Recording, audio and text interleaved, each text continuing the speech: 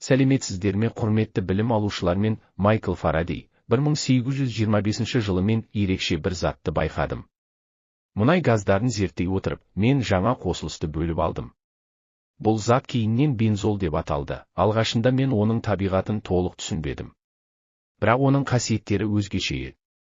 Ол оңай буланады, ерекше иісі бар, әрі басқа көмірсутектерден айырмашылығы байқалады. Кейін бұл затты басқа ғалымдар тереңірек зерттеді.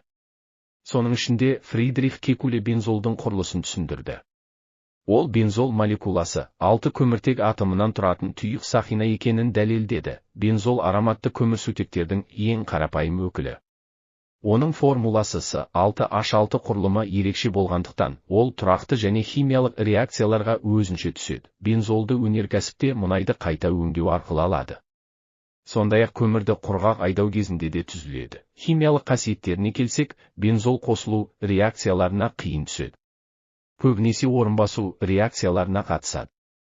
Мысалы, галогендер мен нитрлеу реакцияларымен әрекеттеседі. Ал қолданылуына тоқталсақ, бензол өте маңызды шикізат. Ол пластмасса, бояғыш заттар, дәрі-дәрмектер және синтетикалық талшықтар өндірісінде кеңінен қолданылады. Бірақ ұмытпаңдар, бензол улы зат.